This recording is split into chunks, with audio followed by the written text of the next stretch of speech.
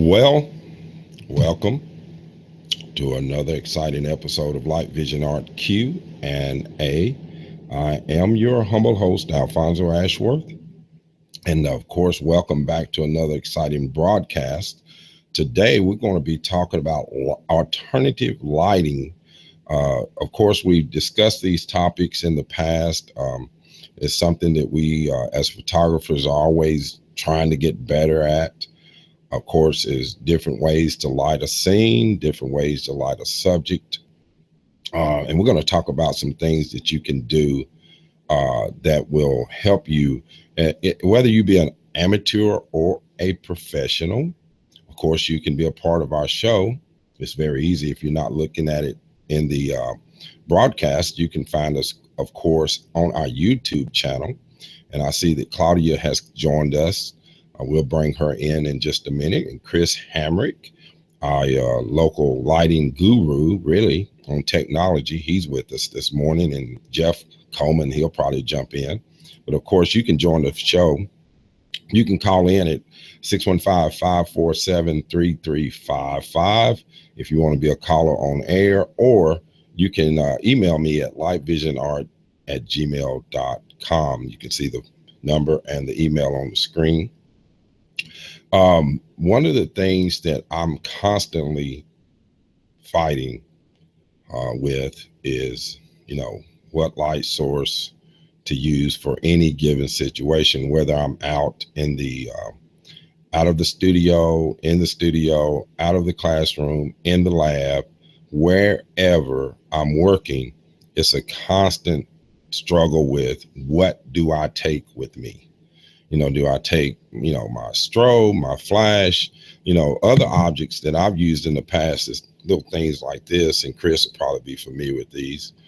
These are little strobes that you can plug in or screw into a regular light socket. And you can use these. These have like a sensor on them that will trigger from other strobes. You don't have a lot of power control over something like this, but you'd be surprised what you can do with these little things. And we'll talk about that. But before we get started, let's tell you a few things that are coming up in the future. Google Hangout has decided to direct all of its traffic through YouTube. So at some point, we will be still using Google Hangout as a way for you to communicate through the broadcast, but all of the events will be done through YouTube. And it's going to be great, but we're going to lose a couple of features. One of the features we're going to lose is Showcase. And if you're not familiar with Showcase, you don't see Showcase. Showcase is part of my broadcast to where we can put websites up for groups to see that may not necessarily be on the screen, but we will still have screen share. So if you want to share your images, share your screen, you can still do that. We're going to lose Q&A, Claudia. We're going to lose Q&A through the Google Hangout, but they will still be able to ask questions through YouTube. So remember that, guys, that if you're going to be viewing us through the live YouTube channel, that you can still ask questions and make comments. And as I said before, you can always call in on the show. That's the easiest way to do it, 615-547-3355. That will get you on air, and you can just ask your questions or email me. Websites, web pages. Of course, check us out at Wilson County Photography Guild. We got a meeting coming up next month. We're excited about that. We're going to be at the Corner Pub in Mount Juliet, Tennessee. So go to our website at wcpgonline.org. That will get you to our website. You can find out about membership, how to join. You can just come be a part of our evening. We meet at 6:30 p.m. We alternate between Lebanon, Tennessee and Mount Juliet. So we give everybody in the local area opportunity to be a part of our guild. And we got a nice group. We got a nice club.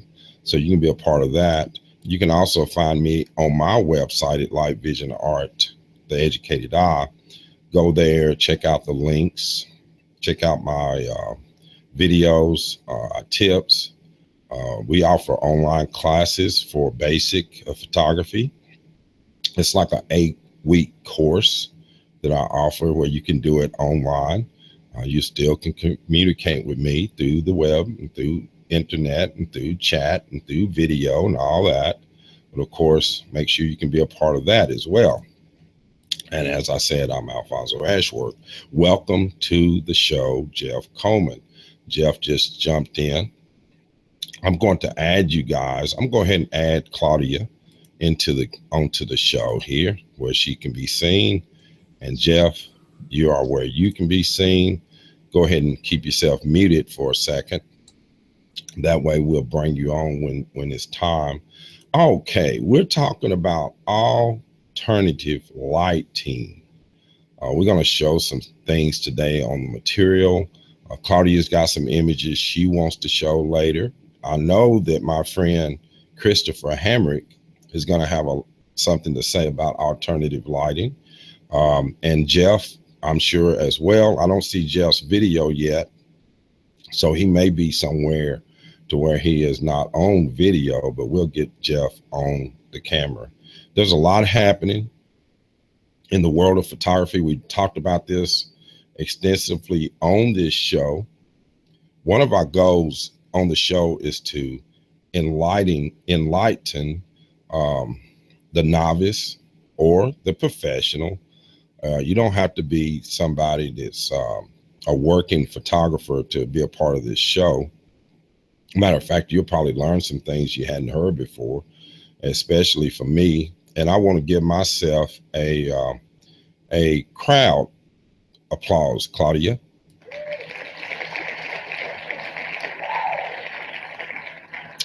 As of a few days ago, I've been in Custom Color at this same location for 30 years. We opened in 1986. Claudine and I, we opened Custom Color. Didn't have any idea what the heck we were doing, but somehow and some way we survived 30 years in the same location. So thank you to all of my customers, to all the people that support Custom Color Photo Labs. And of course, part of Custom Color Photo Labs is what you're hearing here is in the classroom. That's where I'm at the moment. This is part of my classroom. We got some great things coming up in the classroom. Thank you, Claudia, for your congratulations. We got a lot of things going to be happening with the classroom, and I'm not going to say what right now, but Christopher Hamrick and I have been doing some brainstorming, and we got some ideas about some things we want to do for you, the student, and for those who are wanting to up their game in the photography world. Claudia, hi. Jeff, hi. Hey, Jeff, go ahead and unmute. I don't see your video, but are you on air? Are you available? I'm not sure if Jeff is available. I see his icon on there, but go ahead and unmute, Claudia. See what's happening with yours here. Hey. Morning, Al. Hey, how you doing? I'm good. How are you?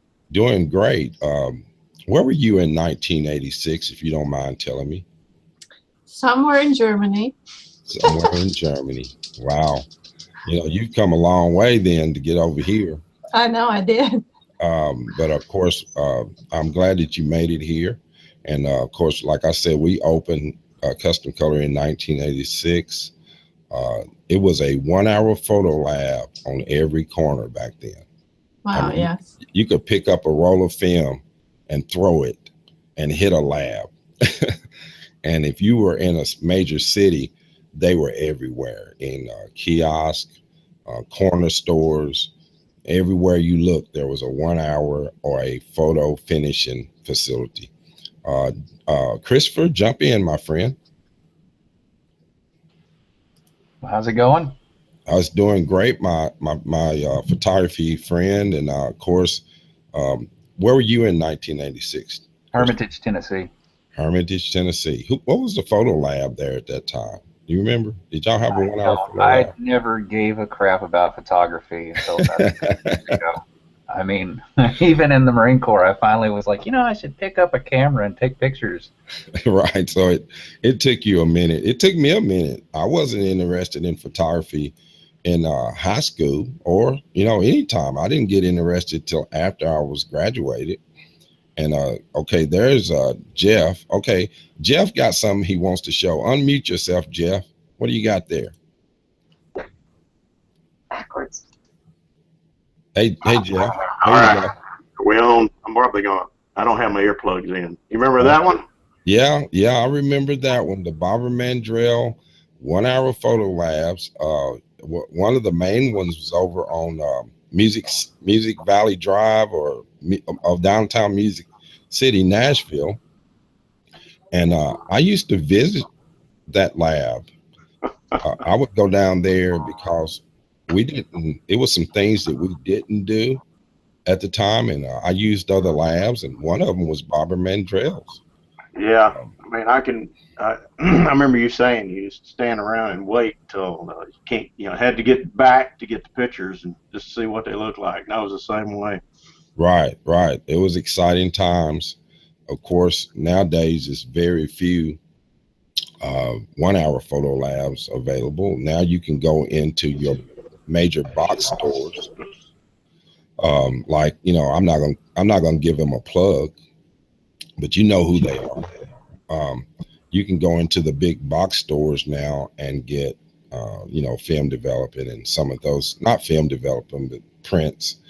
Film developing has pretty much left the scene unless you mail it out to a clearinghouse of some sort. But anyway, Jeff, we're talking about alternative light today. And I want to talk about it in terms of the equipment and in terms of just as a photographer, how to take advantage of the lighting that you have available to you. So anybody that wants to jump in, I'm going to show a few images here. Some of you may see this all the time in terms of the pop-up flashes. This is one thing that I thought was sort of fascinating, was this person was able to use an alternative geometry in a sense by redirecting their flash, either by using a diffuser to diffuse or redirect the light as a bounce source. That's something that, I don't use a pop-up flash camera. I know a lot of people do. Now, of course, most pop-up flash, the DSLR cameras do have where you can put a external flash attachment to those cameras. And so it's not such a bad thing to have the pop-up flash, but I just never liked that direct lighting. Of course, another type, this right here, Christopher, you may be interested in this, because this is a photographer who basically built their soft boxes, and they use something like artboard or some type of material, and then they covered it with diffusing material and made themselves a light tables, in a sense, enclosure. So that's another thing that you can do on a budget. You don't have to go out and spend thousands of dollars.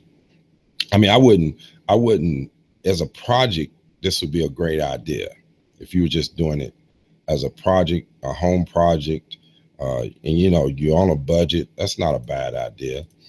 This here, this is a pie plate that someone turned into something like a beauty dish, and they used their flash, and they used the pie plate as a sort of a reflector.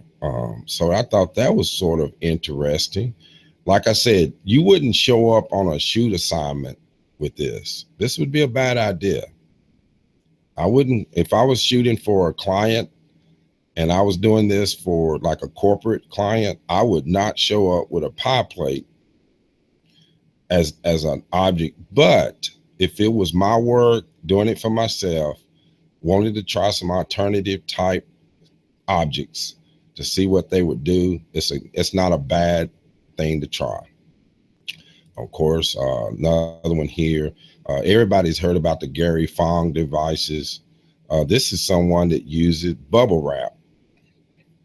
They use bubble wrap to make them something like a Gary Fong type device.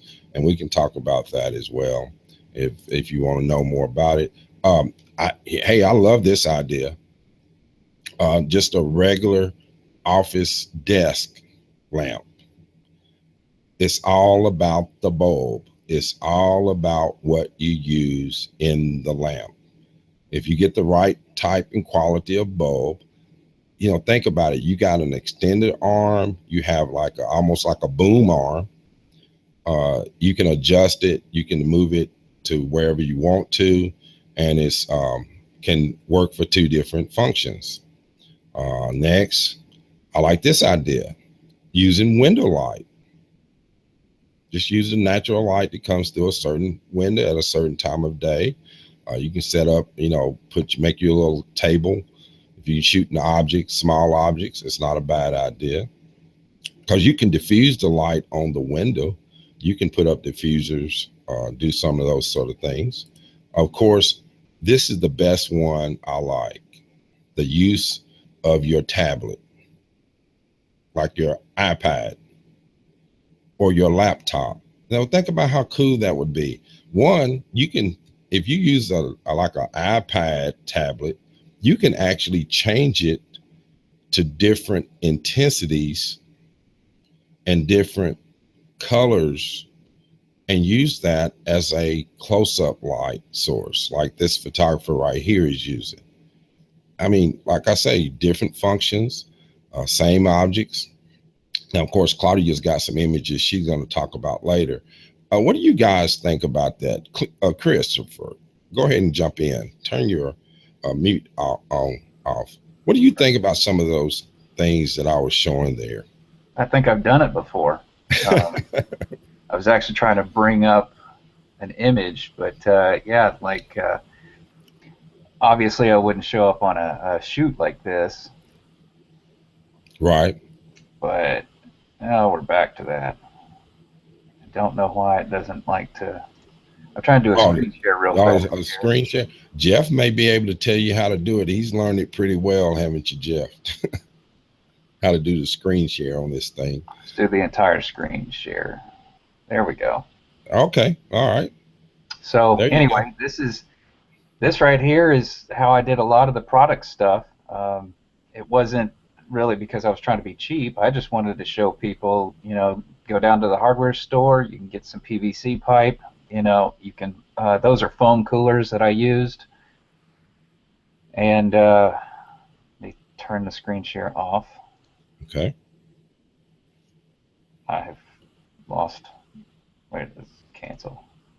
Is it me now? Yeah, you're back on. Yeah. Yeah, that's this foam cooler where it's got 2 layers of diffusion in there.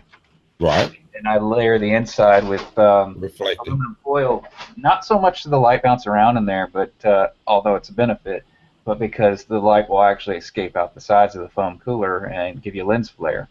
Right. And so I've actually done, I mean, you've seen my work. Right. This right here I actually built was a softbox that I used one time. Okay. And tore it all apart when I was done just to take that picture. So you can get some really quality stuff. Right. If you build your own. I mean, it may, like if you're going out shooting a model, obviously you don't want to show up there with a pie plate, but right. Like the pie plate, it could work. But to practice, I mean, even if if you want to shoot people, you can come in, build a couple of small soft boxes using in a small area, and take pictures of, you know, eggs or, you know, balls or something like that. Right. And give yourself the idea, like, you know, or hell, even a doll head as far as that goes, to try to get the lighting, try to work on your Rembrandt style or the geometry. Just working on the geometry of light. Yeah.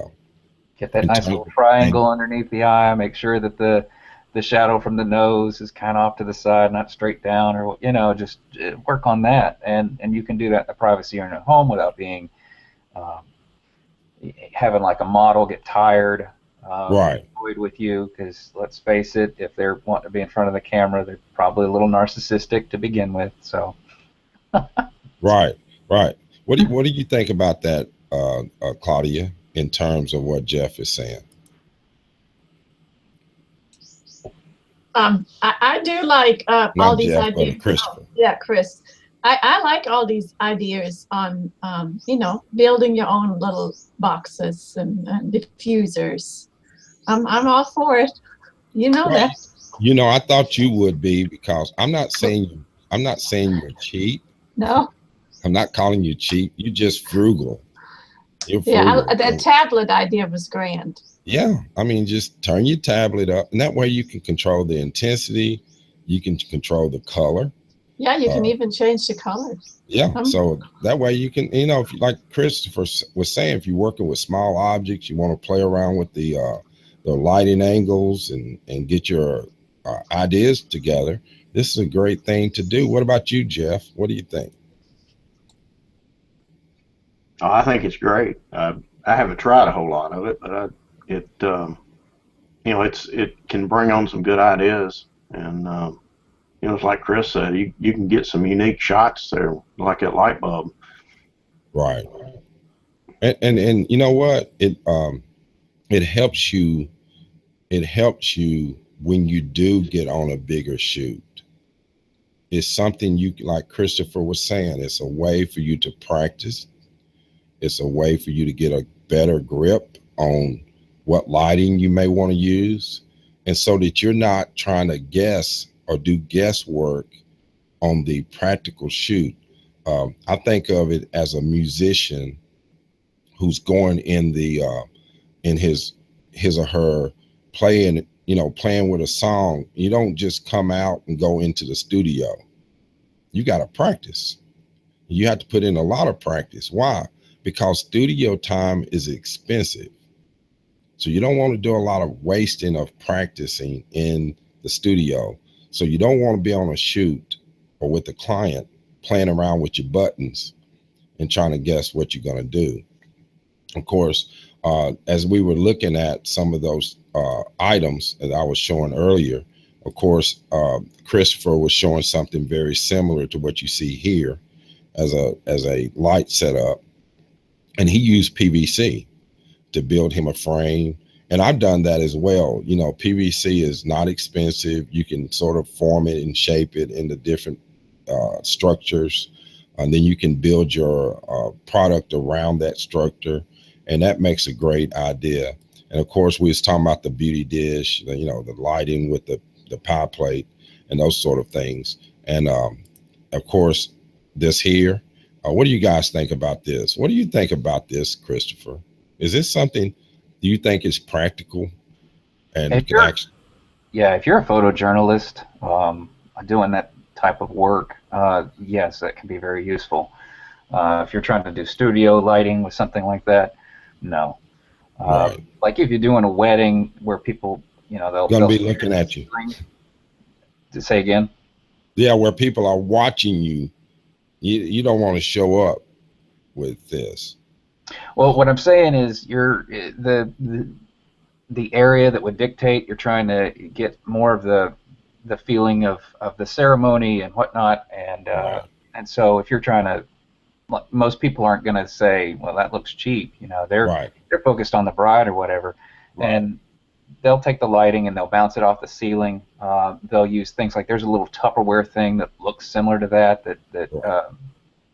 attaches to your strobe as well.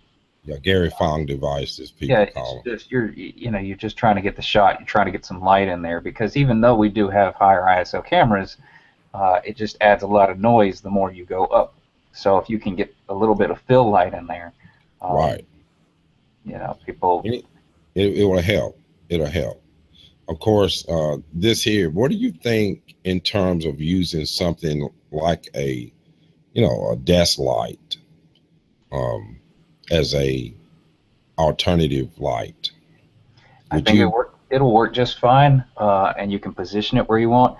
The only real thing about all these different lights is you want to try to make sure your light source has a high CRI, and that's Yeah, from a technical side of it.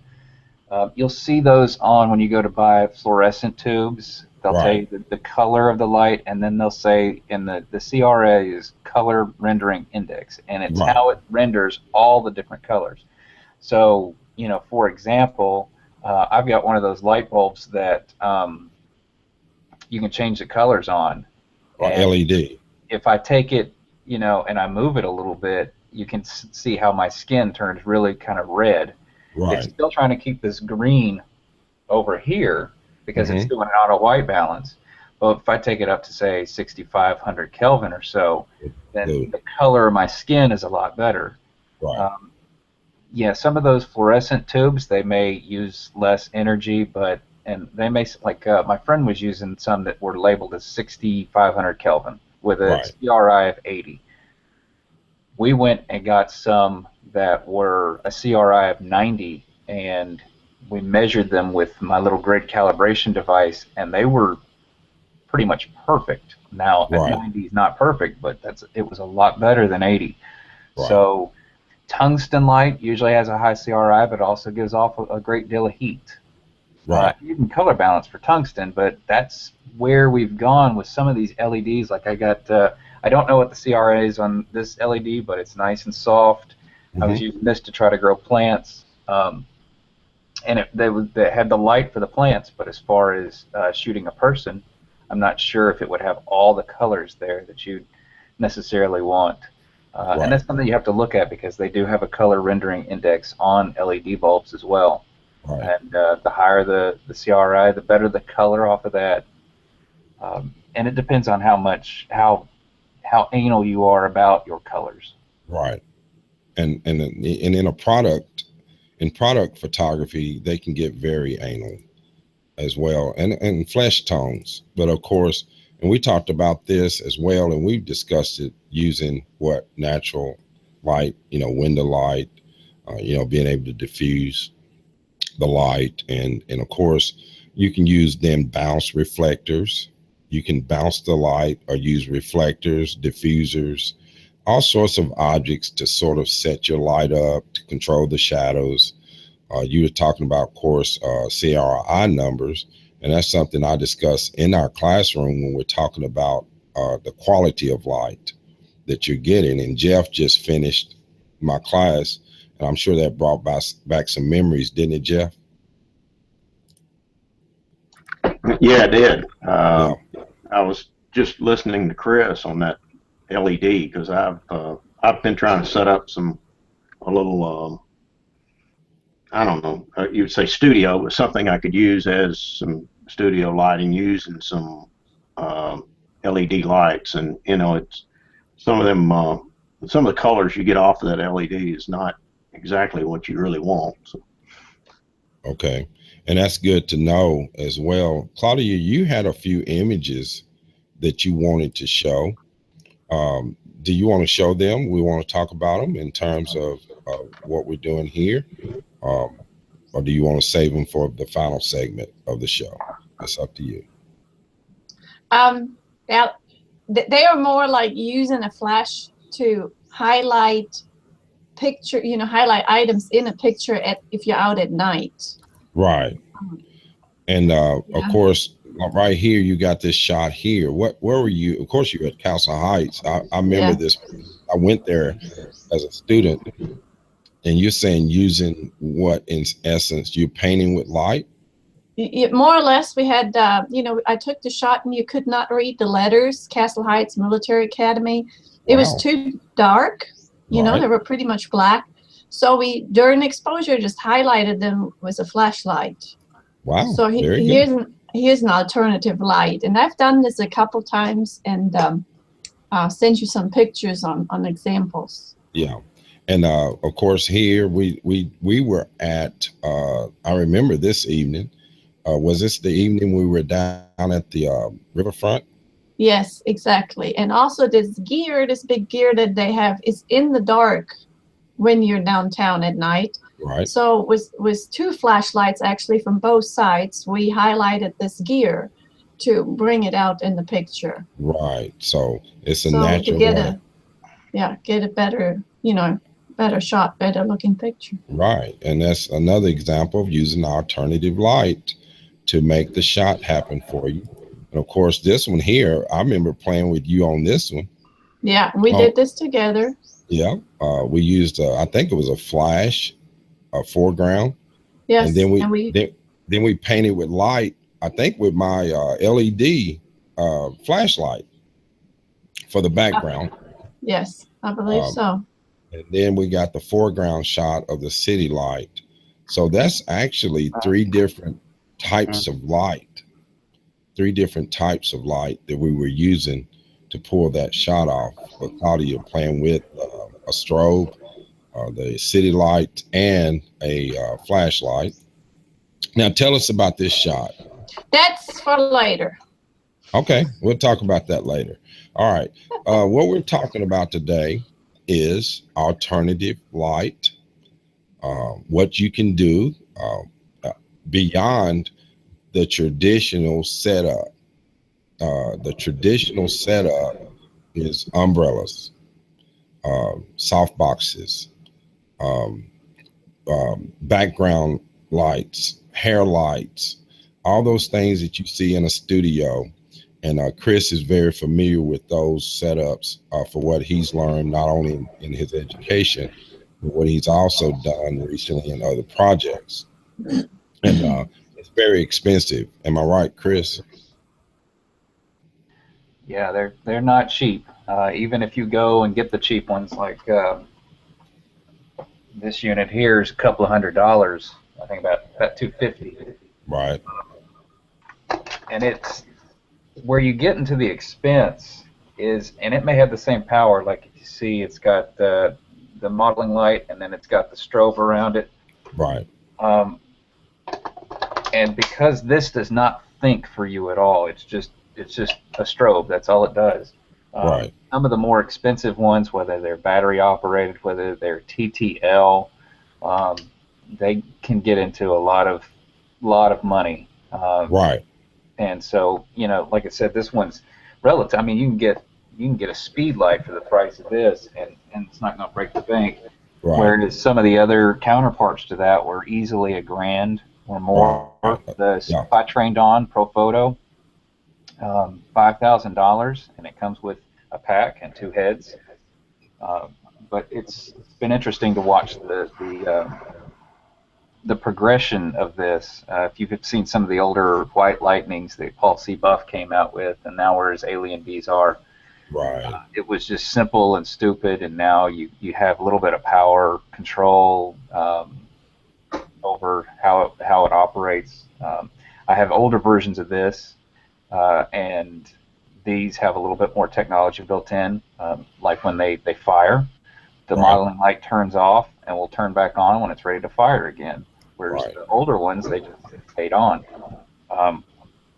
And I know that people have tried to get away from strobes.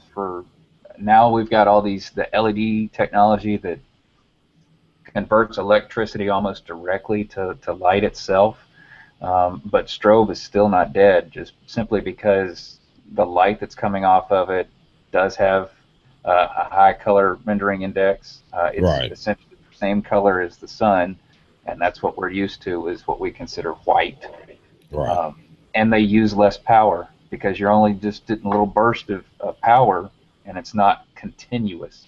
Right. So it's all matter, like with some of this other stuff that I've seen with the LED panels, and you're getting continuous light, and without using a great deal of electricity.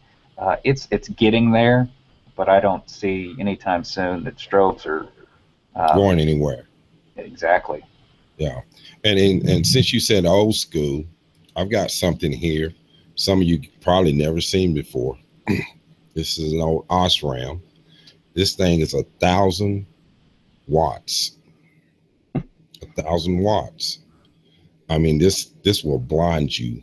And as Chris said, it uses up a lot of energy.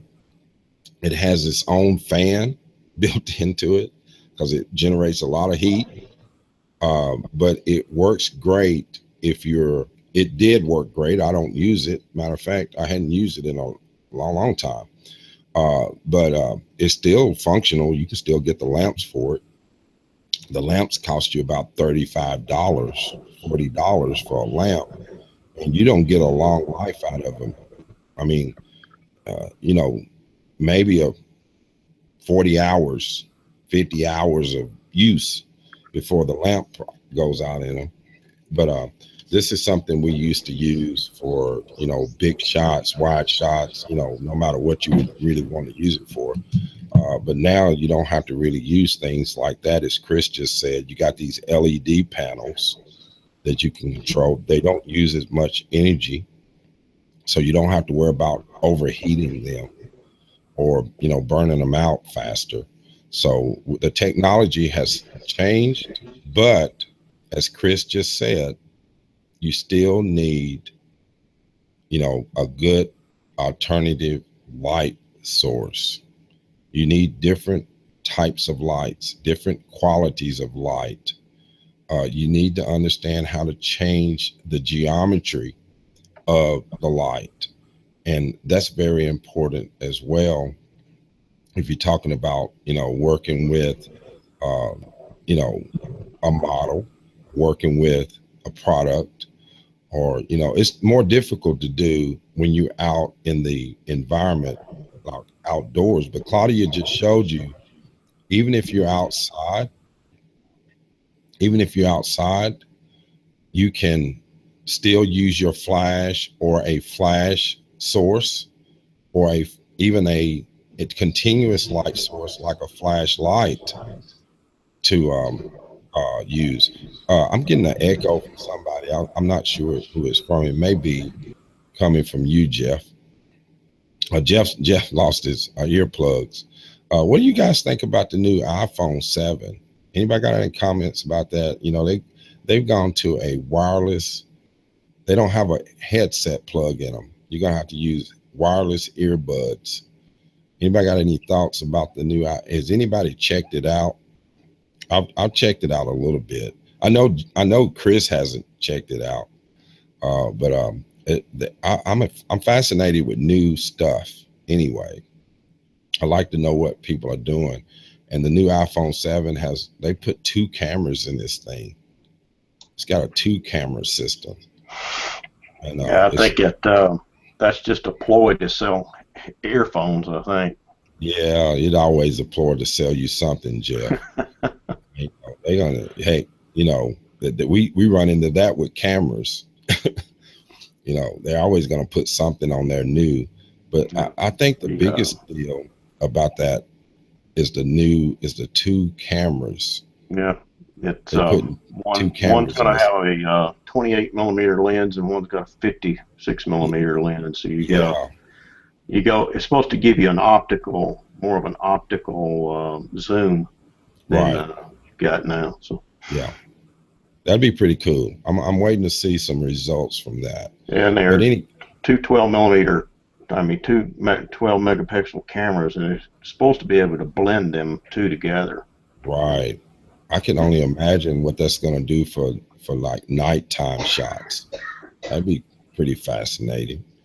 I'm excited about that. But in the meantime, hey Claudia, you ready to do your tip of the day? Sure. Why not? Early. Before you do that, you've purchased something that I'm dying to talk about. I just don't have any sample pictures to show off yet. I know it. So we gotta wait. Wait, I know, but just between us, in the world, and anybody else listening to this, can you give them a tease on what it is? Jeff has one of those. Jeff's got one? Yeah. Okay. All right. So Jeff. That's a tease.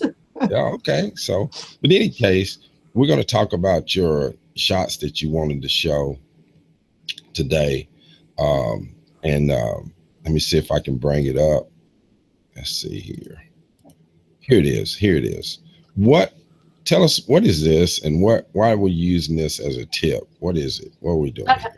Okay, I have a lens here in front of me on my camera. It's called Lensbaby Spark. And you operate the lens with your fingers by zooming and getting the focus point set with this lens. And if you could put me back on the screen, I'll Okay. show you how that looks. All right. Okay. Yeah. Am I? Everybody? Yeah. Yeah. I see Oh, it. I didn't know. So here's this lens. It looks from the side like this. It's like a little Cia Monica, I call that thing. And you operate it, finger on the trigger, by moving the lens with your fingers. That's how you Oh, focus. yeah. And if Lens you baby. yeah, and if you pull a little bit to one side, you have the focus more on the left of the picture, or pull here on the right. And it blurs out the rest. What it is Right. interesting is there's no aperture to set on these lenses. Okay. So on the back of your camera, it will say, don't know if you can see it. Can't see Okay. it. Let me put it back up. Okay. F00.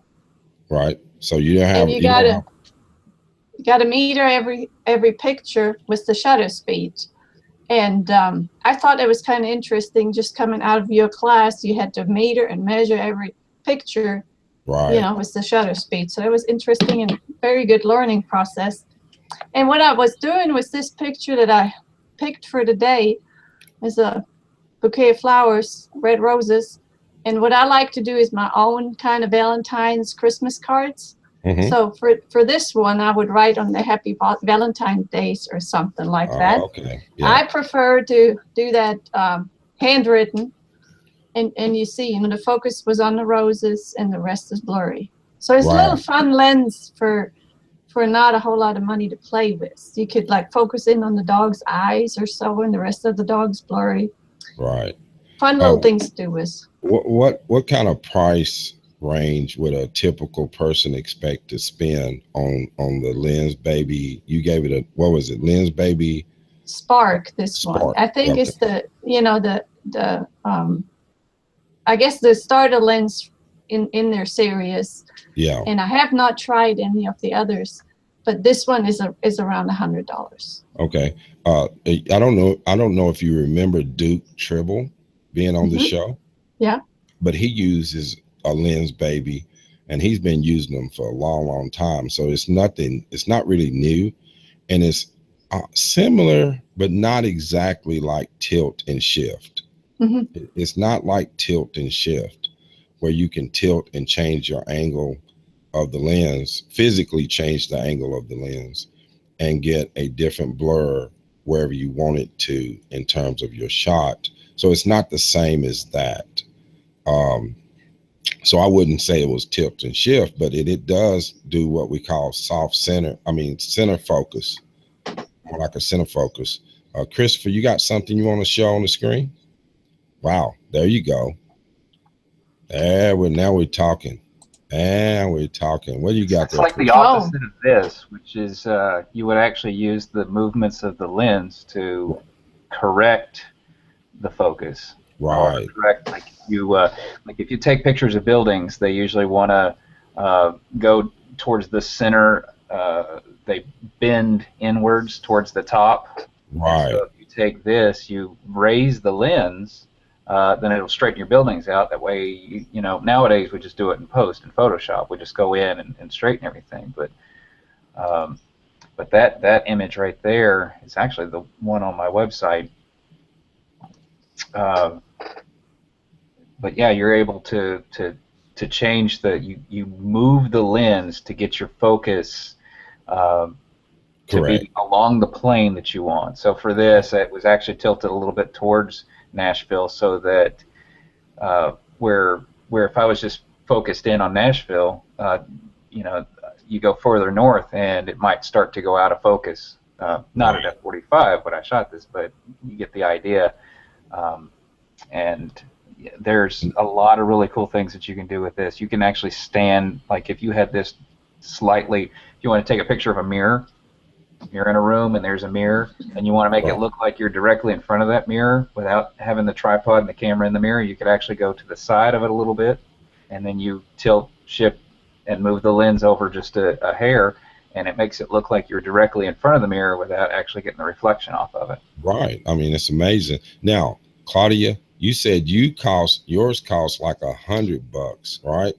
Yes. So, all right, Christopher, give us a price on that camera that you just showed us there.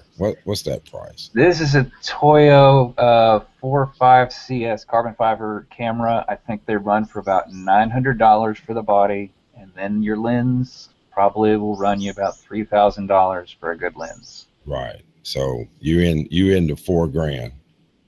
Just say $4,000 or more, even more by the time you get a good tripod for it. Good tripod. Then you got to have the film carriers. Yeah. All the backs, the carriers, the attachments, all the bells and whistles that go on it, just like you do with your other cameras. Now you're into $6,000. Plus, you've got to be able to, go home or go to wherever and develop. Yep, develop the film slides. Film. This is actually right down the road from you. You have to have a light meter because it doesn't have a light meter. I mean, it's basically a lens and film, and that's it. And then of course you got your solo cup of beer right next to it. That's another $1 or $2. Another couple of bucks. All right, Claudia, wrap us up on your tip. Of course, you got some other thoughts. What you said you can use that. Of course, you make cards. You make your own like cards for occasions. Yes. But a person could use this for all sorts of photography, even close-up work. If they were doing something close up, they could use that type of lens to get a certain degree or a certain perspective. Am I correct? Yes, you could, do your children, focusing on a face or, anything. Yeah. And you can move that around. Flowers. Is what you're saying. You can basically move that. Yeah. You move it with your fingers. You have your fingers and you move the lens. Wow. That's very cool. And for $100, it's right in that price range where I tell everyone that everything you buy in photography will cost you at least $200. Yeah, because now you want to try the other lens babies out. Yeah, you're going to want to try the other ones. Jeff, you got anything final to say about that? Do you want to chime in right there, big guy? No, just I mean, of course, it brings up creative possibilities is what it does. Right. Yeah, it does. It brings up all these thoughts. And if you throw in with what we're discussing today, alternative light, and you put these other things that Chris has talked about and Claudia has talked about and Jeff has talked about, it all comes down to creativity and having your own spin, having your own flavor of what that is, not just necessarily what I say it is or what someone else says it is, but what you say as an artist, where your creativity starts and ends. And as Jeff just said, that's really what it boils down to, is that part of the creativity element. And I know I can't convince Claudia to give more on this secret that she has. But she says Jeff has one. It is a dark secret. There you go. There's one more tease that she's put out there. It is a dark secret. And of course, and as I said earlier in the show, me and Chris, we've been talking about some things that we want to do or collaborate on, and I'm see if it works out, and we're going to go forward. As I said earlier in the show, if you want to be a part of this motley crew, if you want to be a part of a really good bunch of people, why don't you join us at our guild? You can visit us at wcpgonline.org. come and be and share with us at our club meeting. We meet on the first Monday of the month, 6:30, either in Lebanon, Tennessee or Mount Juliet, Tennessee. Next month, we're going to be at the Corner Pub in Mount Juliet, Tennessee at 6:30. So come there, get you some food. They got good food there. You can come and have food, and we will discuss photography. Also, as part of what we do on the show, Light Vision Art Q&A, you can also find me every Saturday morning, and my crew that normally comes in are the three that you see. But if you're a viewer, you want to be a part of the show, we'll get you on air as well. You can also get me in the dark room in use. We're always talking dark room. We're always talking about the darn dark room. Can't get away from it. You got to learn something about the dark room. And of course, get in with me if you want me to get your blood boiling, and you want to talk the two things they tell you never to talk about at the same time. Join me at Line Chasers Radio, and we talk about politics and religion at the same time, and we get them excited. Of course, I'm more mal-mannered in the classroom. Light Vision Art, the Educated Eye, 16-week class. Getting ready to start the fall winter class this Tuesday. I got students coming in. We're going to start this Tuesday for 16 weeks. You, of course, be and see me in the classroom dealing with my students and working their problems out.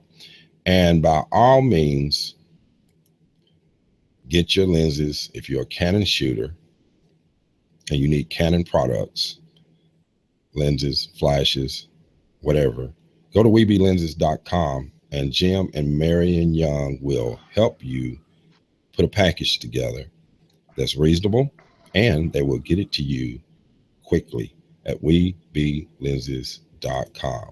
All right, guys, let's do a final run through here. Christopher, give us your final thoughts on this today, big guy. I guess light is light, and it doesn't matter how expensive it is. You can use it for whatever creative application that you're going to do in photography. I just know the limitations.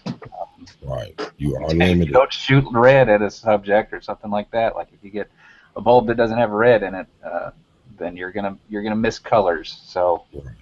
and it works in black and white too, because I shot somebody using just a red bulb with them, and they were really gray. So, play with it, see what happens. Yeah, we've talked about the contrast levels. I've got a thing going on my website at the moment. If somebody wants to go up there and check it out, it's a great technique for manipulating your images in grayscale in Photoshop. Is probably for a serious user. And the novice may not get it all and may not pick up on it, but you can learn it. Claudia, give us your final thoughts before we get ready to. Okay, we let the cat out of the sack, as they say, right? I don't know if they use that same expression here, but between Jeff and I think we're going to show you in the next couple of weeks how to use a variable neutral density filter. All right, That's to go. The one. There you go. See, she couldn't help it. I mean, thank you, Claudia. I pulled that out of you. So Claudia has purchased her a variable neutral density filter. What's the range of the stops, Claudia, if you don't mind saying? Between 2 and 8 stops. Between 2 and 8 stops. Yeah, and you operate it by turning. Yes, so you don't have instead to stack of screwing 3 or 4 filters on top of each other. That's it. There you go. So look forward to that. Can't wait to see what you guys come up with. Jeff, you're on. You're on, big guy. Great. No, it's